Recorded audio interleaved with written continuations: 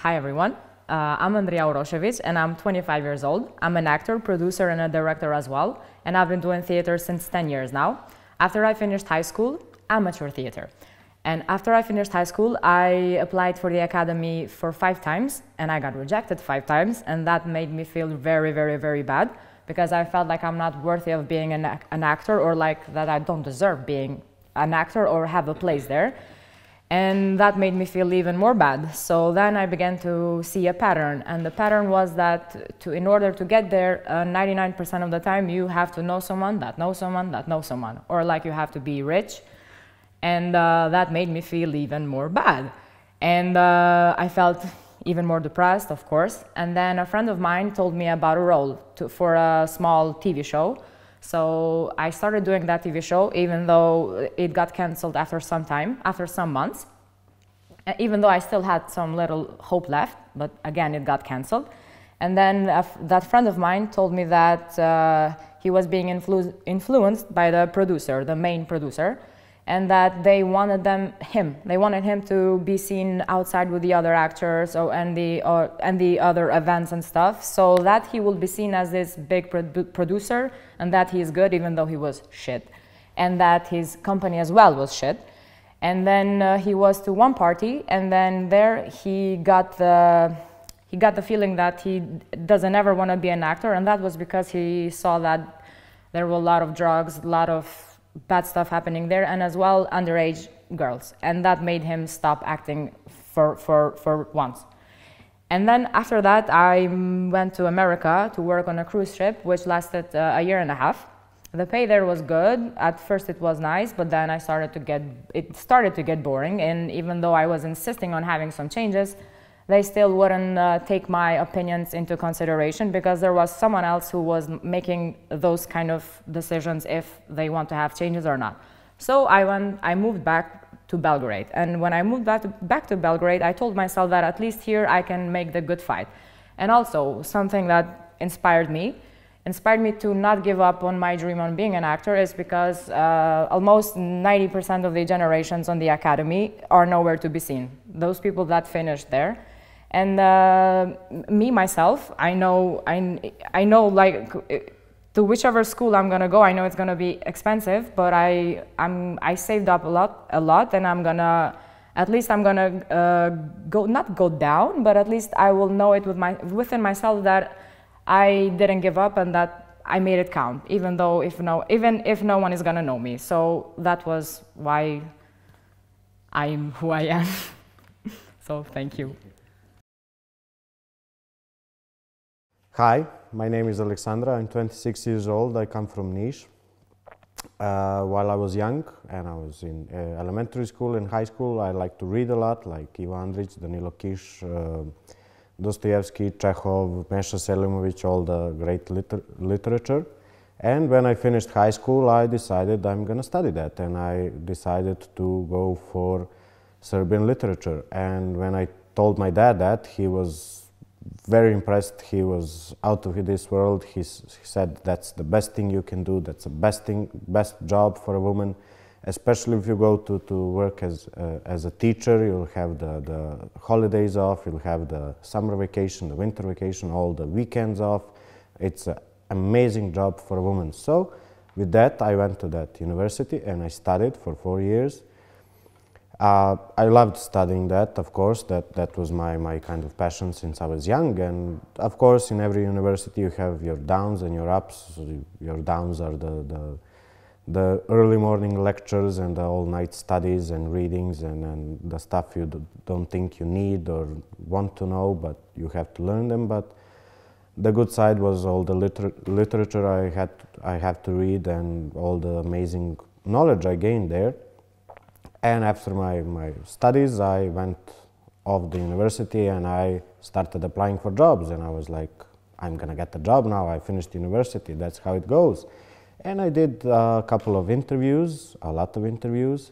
And the main problem was you do not have enough job experience. We need someone more experienced. I know you just finished university. You were great, yes, but we need someone with experience. And later I will find out that What they mean about experience, they mean you're not a member of the ruling political party. But at that time, I didn't know that. I was still young and kind of stupid in that way. So I went on to do volunteering work and to do seminars and to do workshops just so I could fill up my CV between my name and my driver's license.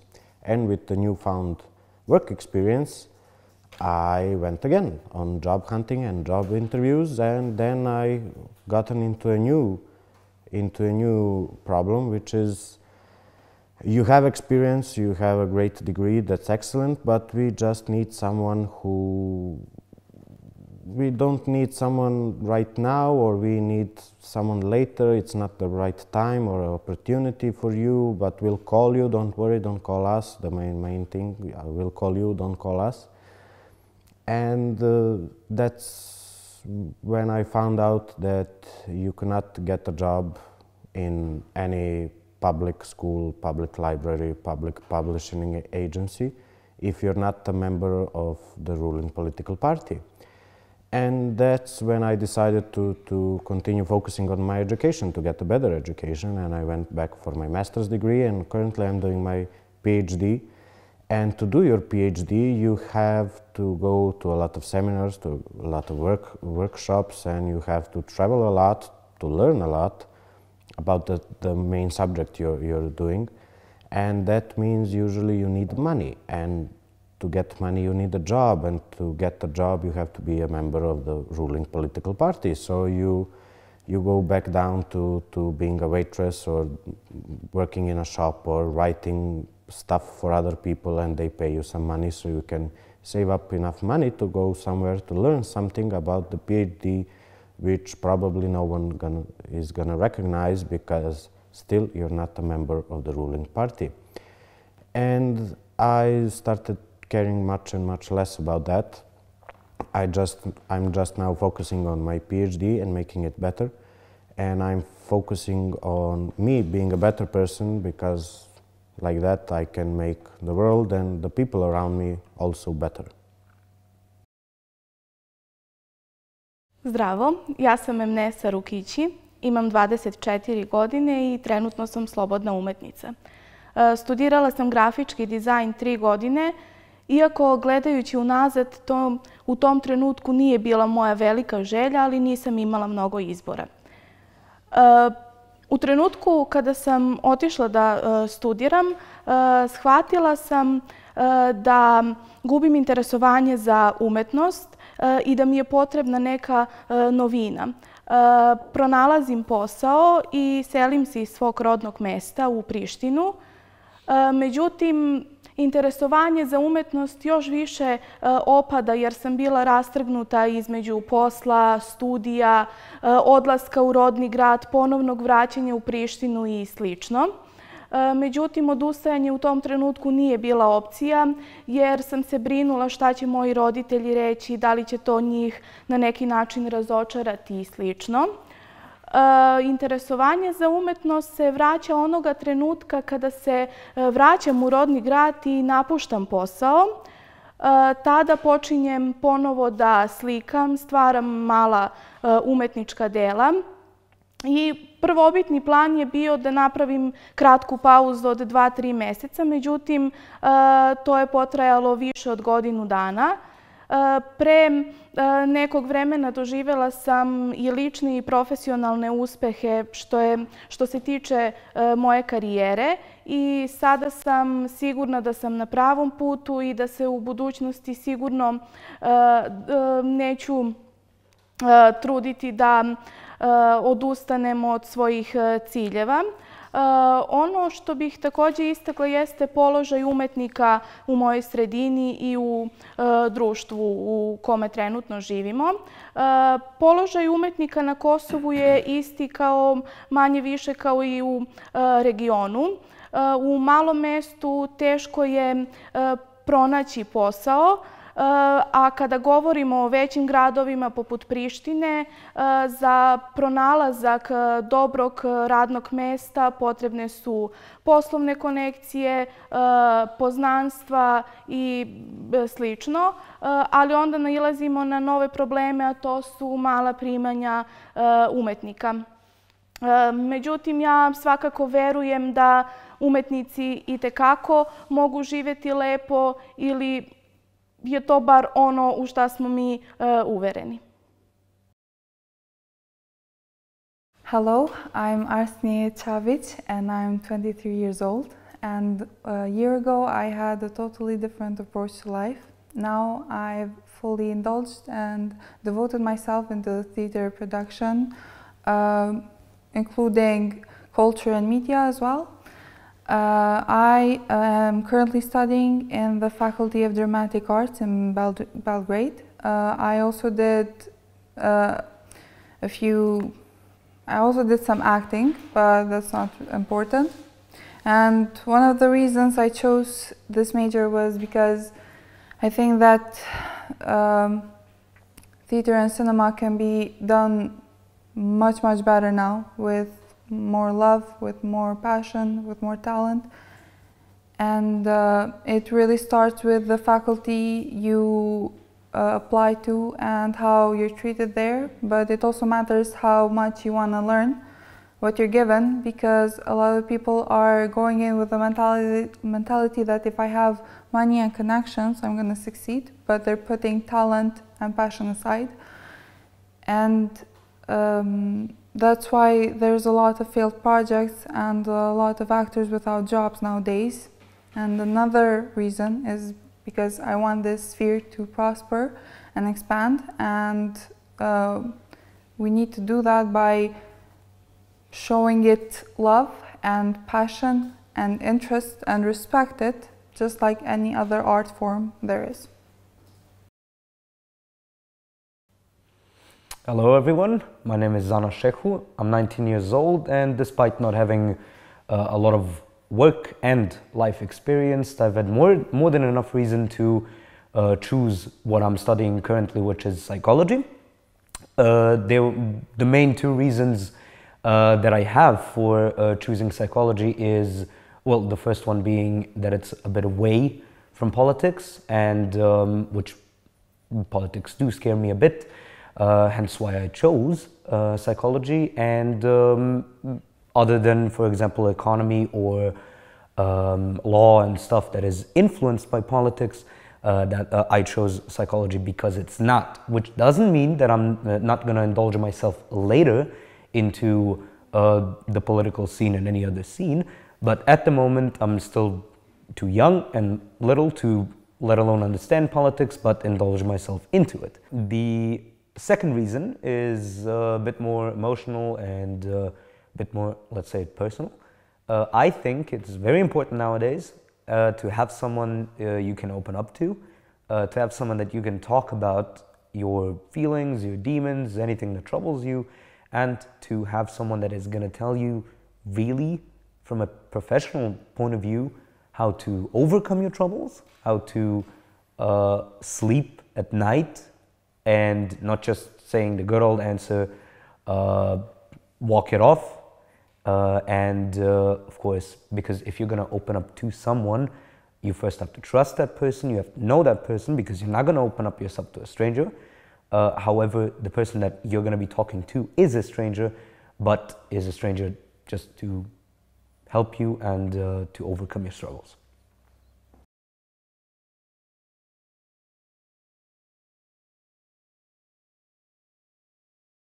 Good afternoon, Mr. Prime Minister. Good afternoon, How was your ride here? It was excellent. Glad to be here. Okay, I'm very glad that you could make it. Me too, me too. You called me, you had urgent matters to speak about. Yeah, I have some ideas. Ideas, okay, let's hear the ideas. So we know that the negotiations have been going on for a very long time. Okay. And it's been leading us nowhere. So I think something should be changed. And I think that Kosovars need to be fulfilled. Okay. Gonna start right now. Of course. So first, Serbia should apologize for the war crimes they committed. Okay.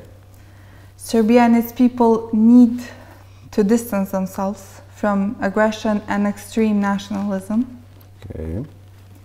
And last but not least, Serbia should recognize us and our flag needs to be raised in Belgrade, and by that I mean open an embassy. Okay. So we have these 3 points. Yeah.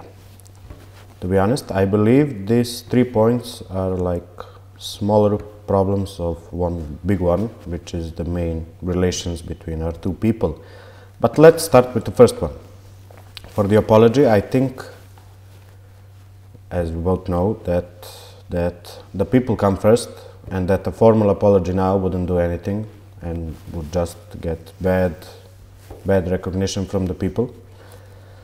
I think what we need to do to make a real formal apology, we need to start recognizing the victims of the war on both sides. Because you cannot just say that Serbia did war crimes and Albanians didn't. So we need to recognize the victims of the war on both sides and help them out. And I suggest we make a joint operation, and we join our forces, join our financial strength, and start helping the people who really need it the most, the victims of the war. For example, we can find the mass graves, we can identify the unknown victims who are still not found, we can put up monuments on the mass graves, and we can help the people who survived, who have lost something or someone financially, because that's the only thing we can do, and recognize them as victims of the war. So I think that can be the first step towards a first mutual action, a first mutual assignment we can both do and go have a step in a good direction, or even a better direction than we are going now. Do you agree with that? Yes. Yes, exactly. Great. Yes, we will fund the Serbian civilians, and Yes. you will fund the Albanian civilians. Of course. Then that's out of the way.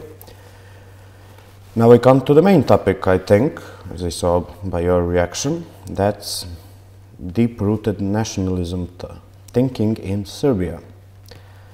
That's more of a cultural problem, which is deep-rooted, as you said, but that's more of a national problem and a world problem that's happening here. So, to start doing that, we need to change the educational system, I think, on both sides, because maybe you know about our school books, or yours, how the war is propagated, and how one side is seen as the winner, other as the loser, but nobody tells anything about the... Yes, I think we should Yes. gather our best historians, our most objective historians, and write the history books with the truth and nothing but the truth. Yes, that's a good suggestion. I thank you by that. I'll write it down. So, nationalism.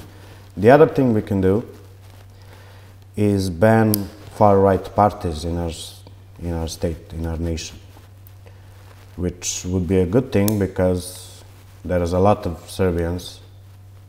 A lot? Yes, a lot. But don't say it like that, because there's probably some in Albania too and in Kosovo who think like that also, just on your side. Cannot be subjective that only the Serbian is the problem. My people's nationalism comes from being oppressed and being genocide being done to them. So I can understand how they might use nationalism as a shield to protect themselves. Of course. So I heard you had some problems with Serbians living on Kosovo, and them being aggressive, and then them being nationalist and oppressing the other Kosovo people there. But let me ask you this, how would your people feel if they are living in enclaves and they are surrounded by people who do not appreciate them and who do not take care of them and who sees them as the enemy, and then you have to shield yourself off and bury yourself Yes, in and that that's the community. same with Albanians living in Serbia too. It's not the same. Why is it not the same? Albanians living in Kosovo do not have those problems. They are free to do whatever they want to do. If they want to live in Serbia, they can come and live in Serbia, and that's fine.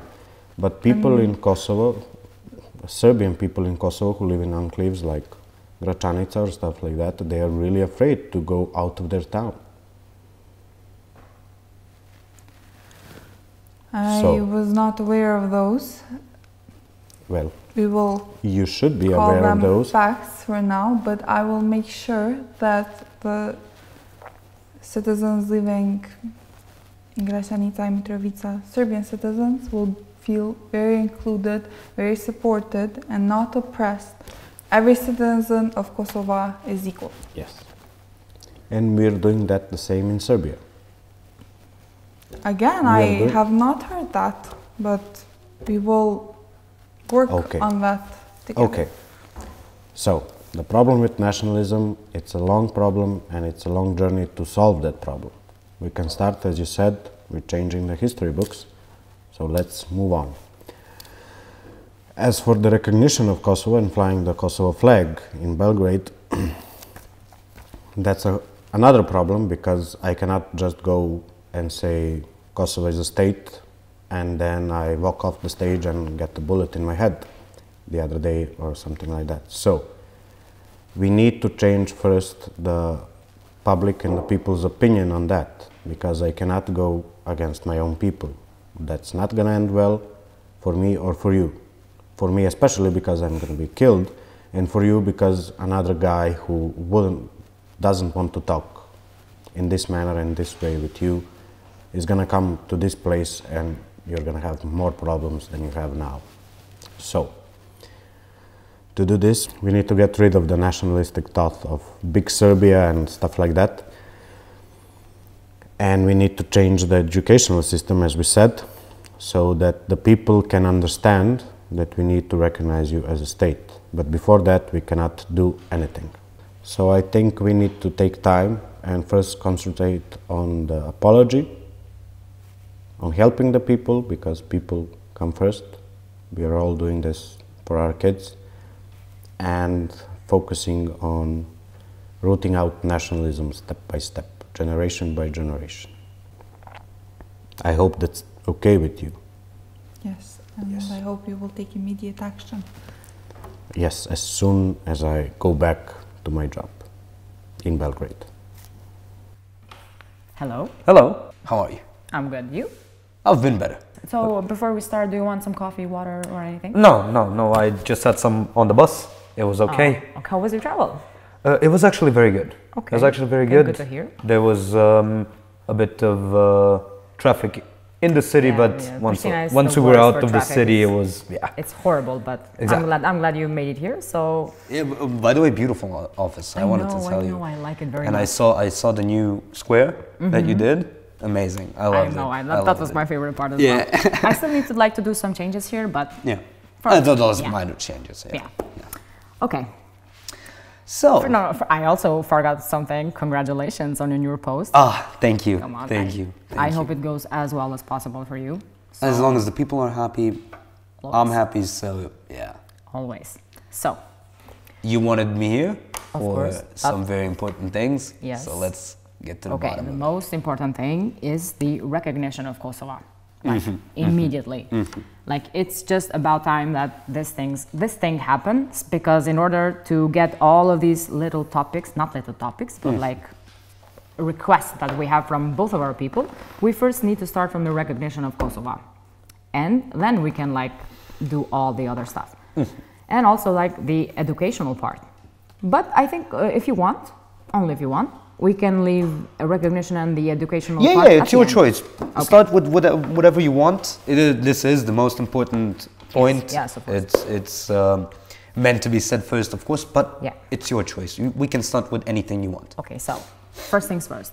Like right now, we are sitting as two people who know both sides of stories. Okay. So, first, And when I tell you about this, it's like vice versa, both in Kosovo and both in Serbia, because I've seen both parts, and it needs to be changed. So what I'm talking about is the same rights of the minority of Serbs and Kosovo in each other's country. Like to be able to go to the universities that they want, not to be divided, like not just because you're Kosovar, I'm not gonna let you apply here. And the same in Pristina, or like around Kosovo. And yeah, just to be able to apply to, you know, just like. Well, one of the things, because I was practically thinking the same thing. One of the things which is also a proposition for you, just see if we're on the same page over here. What we can do is implement, well, not a new, but an improved educational system, as in we don't have divided schools anymore. It's the same school, however, there's going to be two courses. One can be in Serbian, one can be in your language, and then people can practically choose between the two of them. Yeah. So yeah, just, I mean, it's just an idea. It doesn't have to be. We can work on it. I mean, well, for me, it's an amazing idea. I don't know how my people will take it. What? I don't know how our people will take it. I mean, at first, it's probably going to be shocking. However, we have to start from somewhere. Exactly. That's good. Yes. Okay. Definitely. You probably heard about the rumor of the train. The train, yes. Exactly. Yes, I was about to get to that. Yes. Yes. At first, I thought it was just the media, because you know how media work. Exactly. I like it. However, it is not a rumor. Okay. What actually one of my first points was, you clearly have like the more important ones. However, the train point was let's call it an icing on the cake, a gift from me to you, to have a direct train line from Belgrade to Pristina. It can also go, it doesn't have to be only those two cities. You can connect, I don't know, Kragujevac as well and stuff like that. Like it doesn't have to be a bullet train from one. Exactly. However, what also needs to be said is, then we have to talk about the border as well. Okay. About the changing, not the changing of the border, as in we're not going to shift the border. We just have to take a different approach. What do I mean by that? Geographically, the border is going to stay the same. So nothing is going to happen there. However, what my proposition is, changing the administrative and the, let's call it the technical approach of the border.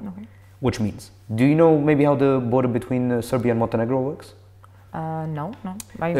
You have two different passports, two different countries, everything. However, you can enter Montenegro from Serbia and vice versa, only using the ID. Which means we can implement the same thing. Serbians can cross the border to Kosovo with the ID and vice versa. So just time-wise and to remove any complications regarding the border, because I mean, if you're gonna go to Pristina to see your family, just so you don't have to stamp your passport for no reason, right? So, and that also makes the train ride as well significantly shorter. Exactly. How long do you think this will take, the train? To be built or the ride? Everything, the whole process. Well, I mean, financially, it's already done. I mean, we can start building it immediately. I wanted to see if it's okay with you first. Well, let's give it 48 months. How does that sound? It sounds great. I liked it. I liked the rumor, but even more now that's not. I mean, maybe 3 years, maybe 4 years. It depends on how many stations you want there to be built. If you're gonna have additional stations, for example, if it's only one in, I don't know, Kragujevac, then it's okay. But if we divert to Niš and then, you know, go down to Pristina, it's just going to take more time. However, I would say around 3 years, maybe 4. We'll definitely take this into consideration. Very good. I like it. I like that you like it. Of course. Of course. Yes. What Did you have any more points? Yeah, of course. Before we get to the recognition point? The main thing also is the economics, the products, because Serbian products used to come to us like a lot of them, but because of the last president and whatever was happening, they banned them, and now we don't get any more Serbian products, so we should start to do that again, and vice versa. Or products to come to your country, because that never happened, so it has to be... So enabling trade, right? Yes, of course. That's a thing that can start from tomorrow. I mean, there's no problem. Exactly. Of course. Education. Education, yes. We already took many steps towards not just getting rid of the nationalism, but to ban any type of political propaganda towards any country, not just Kosovo. So any murals, anything that is propagating politics is strictly banned and completely illegal.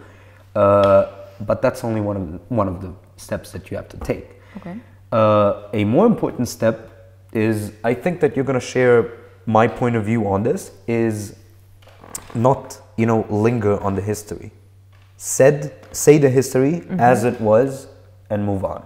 Because you can't change the past, you can't relive it, you can't do anything. Say what needs to be said, and I'm also not talking about who participated in the war, who was the perpetrator. I don't want to talk about any of that. I want to put, not me, how I think should be done, put the years, put the objectivity of the situation, and move on.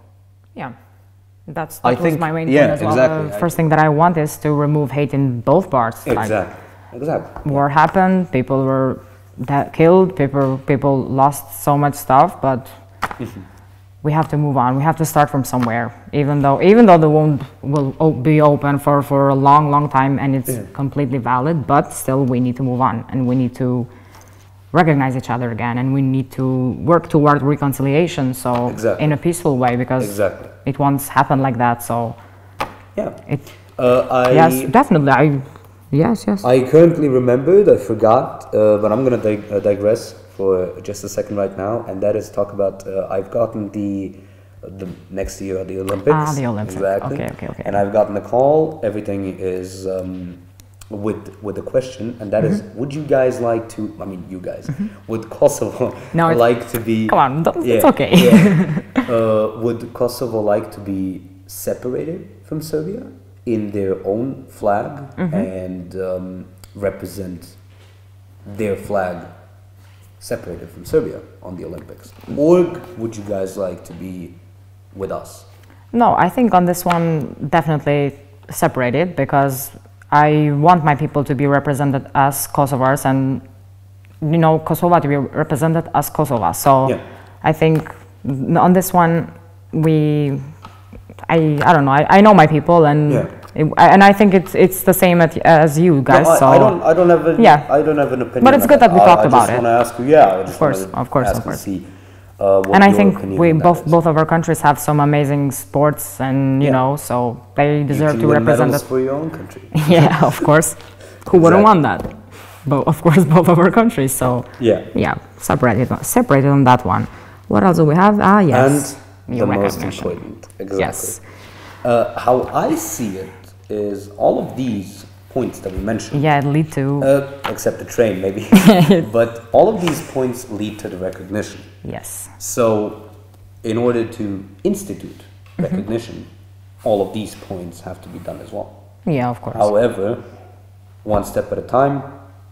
So, that's why we're here today. And I already made everything ready. So, if, of course, you agree, we can today, say it on the news that Serbia made the first move, and then we both agreed, and then just, if you want to sign right now. Yeah, of course. And then just start, not from today, from tomorrow, everything that we talked about, and then just... That's why I'm here, and first here you go. Ready? Yes. Thank you so much. Thank you. This has been amazing. Towards a better future. And a better world. Exactly. So, thank you for coming, and see you next week. See you next week. Yeah, for sure. See you.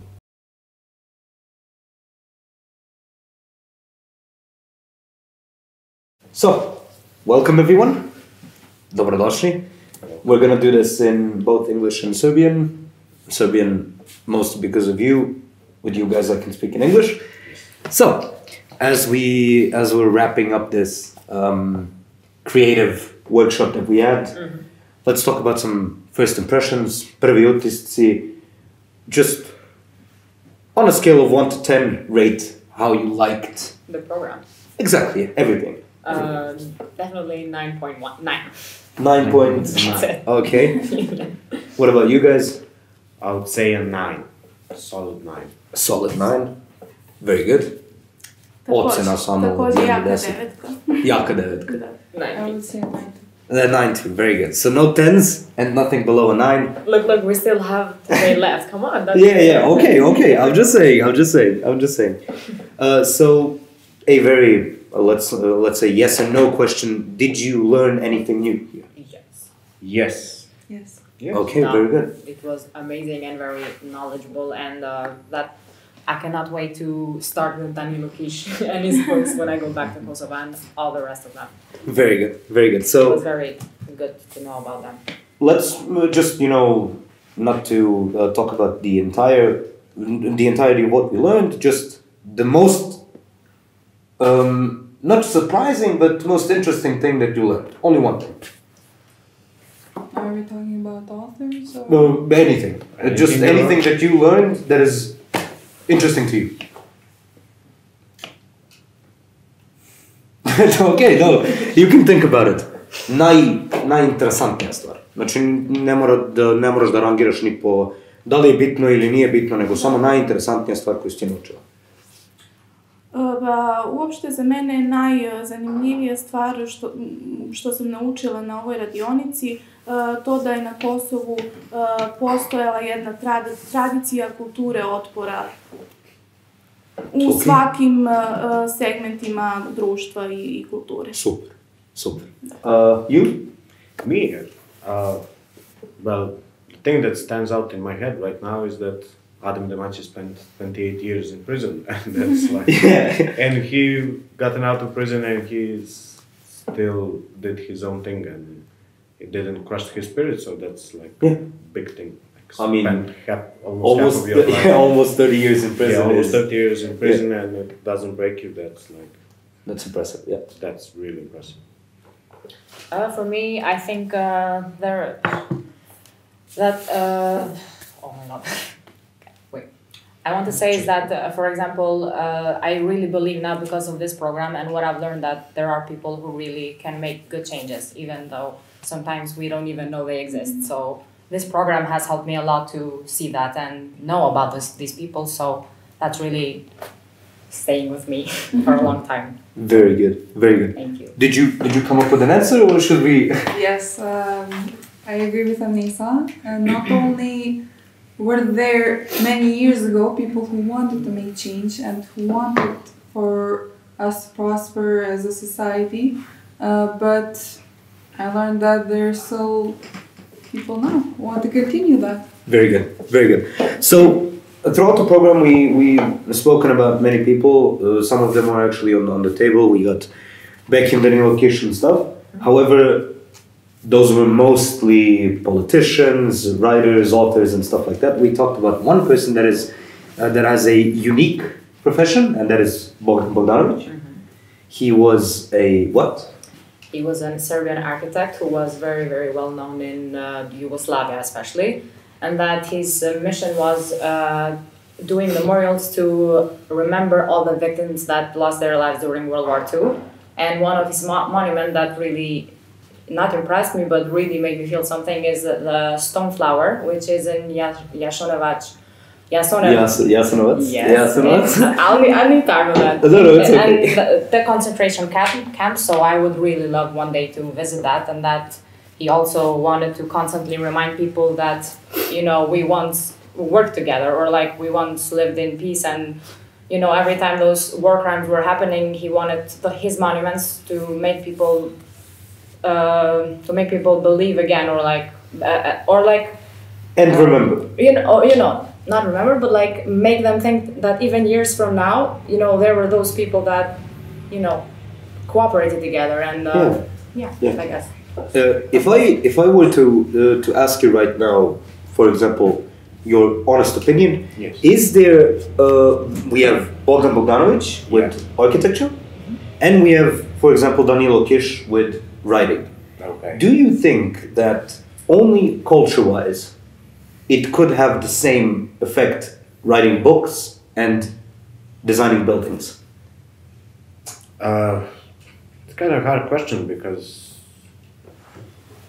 it influences different people in different ways. You know, you have a lot of people that do not read a lot, so the books won't do anything, but they may be like looking at art and monuments and stuff like that. So when they see something, they might be inspired to get to know more about the monument or something. And there's also people who either don't travel a lot or don't care about monuments and stuff like that. So and people they like were to more read, interested in more books. Interested in reading books, and I think like every aspect of art has its own public, so its own audience. So it's like, so the audiences at the end could be then basically affected the same if they understand the same. yes, Okay, very good, thank you. yes.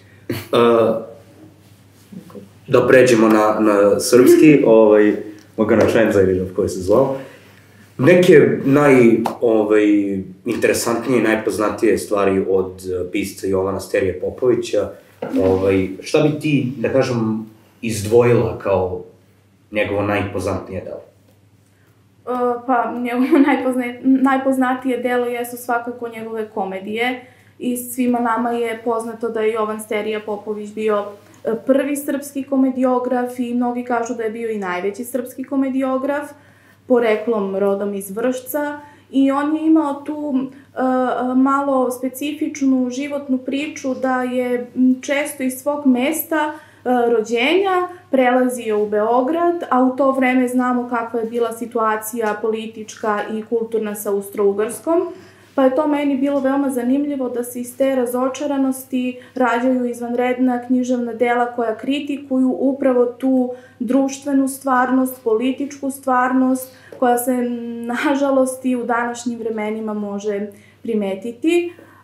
Svakako, Jovan Sterija Popović je zadužen za mnoge stvari što se tiču srpske kulture. Bio je jedan od osnivača Narodnog muzeja u Beogradu, bio je jedan od profesora koji uvodi drastične promene u školstvu, bio je ministar kulture u jednom periodu svog života i naravno pisac koji je izvanredno kritikovao svoje društvo. Da li po tvoje mišljenje mi sad samo treba, da li misliš da je samim tim što je komediju potencirao, da li misliš da bi bilo drugačijeg, da kažem, efekta da je pisao dramske tekstove umesto komediju? To jest da je pisao tragediju, ne dramu, nego tragediju umesto komedije. Misliš da bi bilo drugačijeg efekta, možda bi bilo ostalo isto? Pa, bilo bi drugačijeg efekta, svakako. Tragedije i komedije se naravno drastično razlikuju, ali mislim da je Jovan Sterija Popović kroz komedije u kojima opisuje jednu tragičnu društvenu stvarnost zapravo nama pružio onaj međužanar književni koji nazivamo tragikomedije.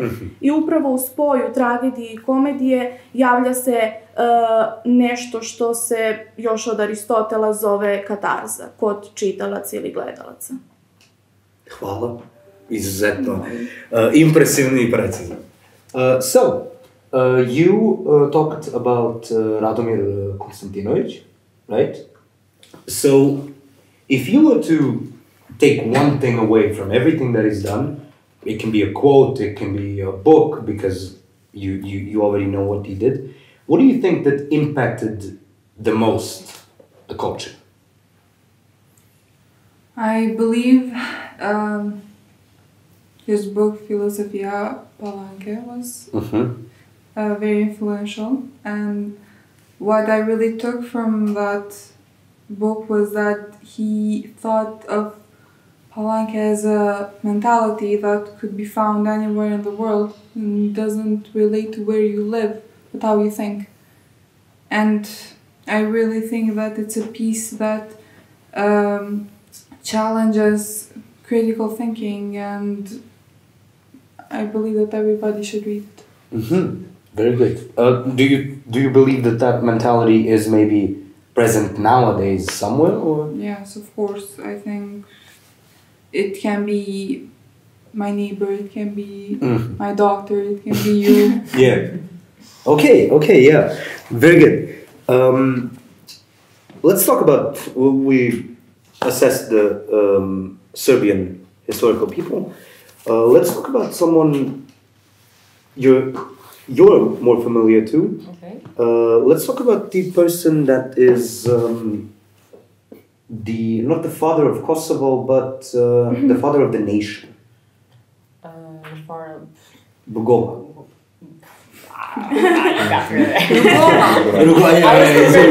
was prepared to talk about someone else, but okay, Rugova, as much as I know, of course, he was very influential in all Kosovo. He also was one of the first people who wanted Kosovo's independence. And I don't know, someone can take it from me. I was really prepared to talk about. About who? Sokol Bećiri. Then do this. Tell us something about it. Okay, because I didn't know about him, and I think they kind of had a similarity with Bogdan Bogdanović as well, even though he was an architect. I think their mission was to make that kind of art, or like that kind of monuments, to make people feel something. Like if you see his art or like his monuments, it's not to say, oh, that's a beautiful building, or like that's a beautiful painting. They wanted to make people uncomfortable, and I think, at least for me. Do you think they succeeded in that? Yes, for those people who know about them, yes, for sure. And Sokol Bećiri did also like many like exhibitions who were like, trying to let people know what happened in the war. But his mission wasn't to make people hate, for example, Serbia and the crimes they did in the war, but like just to let people know that this happened at that time, that he was. So basically, pacifistically trying to spread the message through art, for example. He was trying to. He even said like, I couldn't paint beautiful trees or like beautiful homes, so he just took it all out, like his emotions, his sadness, his angriness, whatever was going on at that time. So that was, and I took kind of the same as Bogdan Bogdanović as well, because he did many memorials trying to remember all the victims, and that's really tense and sad. And yeah. Which one do you personally find more interesting, as in as a life? Which life was more interesting, Bogdan Bogdanović or? Interesting. Yeah. Would you prefer the art or the architecture? What would your desire more be? I think Bogdan Bogdanović, definitely.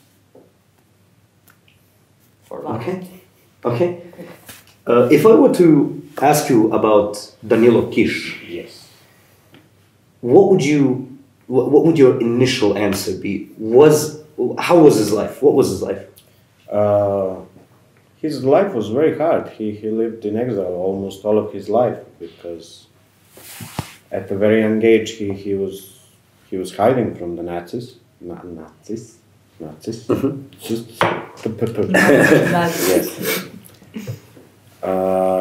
From a very young age he was hiding from Nazis, and after that, when he returned to his country, which was a communist country then, he wrote some stuff that didn't made good impressions on the ruling party, so he kind of had to run away from his home and try to live in Europe and never be in his home again. And it's kind of a tragic life, but he didn't see it that much as tragic. He never renounced his nationality or where he's coming from, even if his country renounced him. He never stopped trying to not be from there, where he's from, and yeah, but he was a big anti-nationalist because of the nationalists he couldn't live in his own country. He was destined to roam the Europe, to France, Germany, and work there and travel and move every year and never be able to return home because he couldn't. If this is right now a question for everyone, if there was a movie made about one person from which we learned, if you could create a movie, if you can make a movie from one person that we talked about, which person would you choose and why? Do you want to think about it? Okay. On the Kosovo part, definitely Adem Demaci, his life and everything. I would that's why they call him the Nelson Mandela. I would love a movie about him. And the other ones? You don't have to. One answer is enough. So you would stick with Adem? I would probably say Dimitrije Tucović, because you know that he was an activist at a young age and from high school, and he went to war, and he was an officer, and he was also a writer and critiquing the same army in which he was fighting for. I think that would be an amazing movie, and to like. Bless you. Neću po srpski. Neću biti treći put. And sam ti rasturio uši.